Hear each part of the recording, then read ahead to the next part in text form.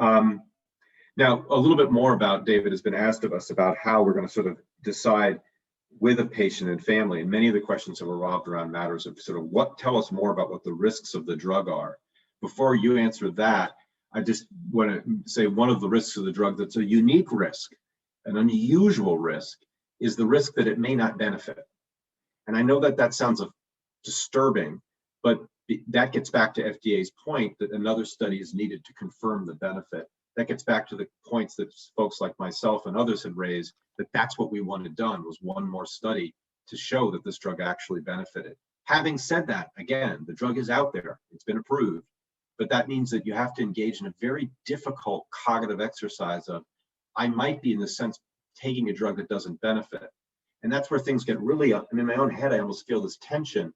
That's why I wanted a study, because I would want to have someone in a study to measure across all the many people, whether it's benefiting or not, to really get the right evidence as we monitor the subjects and determine that.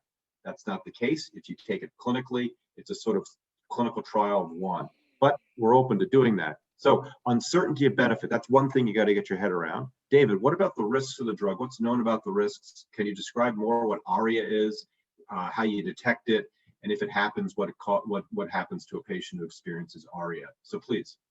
Yeah, so ARIA is, which is called amyloid-related imaging abnormalities, is the main sort of side effect of the drug.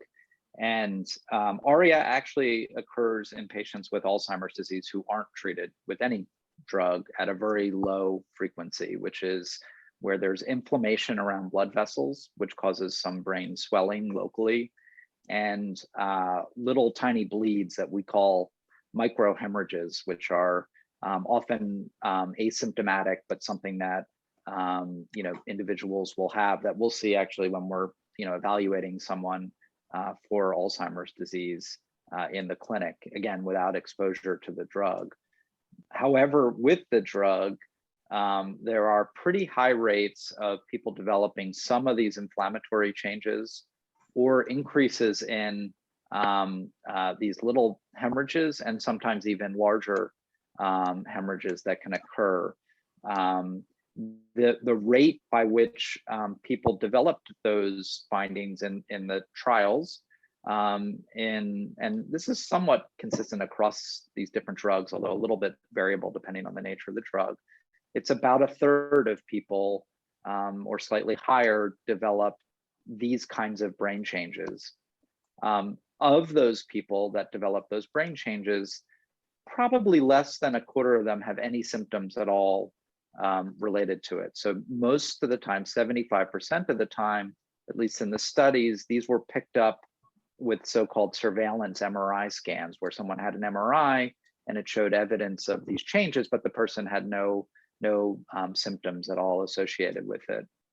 In the people with symptoms, oftentimes they were really mild. They were like headache, a little bit of lightheadedness, sometimes a little bit of visual disturbance, or balance issues. And for the most part in the study, what would happen is you would show that evidence on a scan and you would hold the drug, and the vast majority of people, they returned back to their prior baseline so that these symptoms went away. However, in about probably less than 1%, there were more severe neurologic outcomes that resulted in more chronic kinds of neurologic issues related to where in the brain these changes occurred. And so this would be something that we'd have to monitor, quite closely if one were to be put on the drug clinically at this point.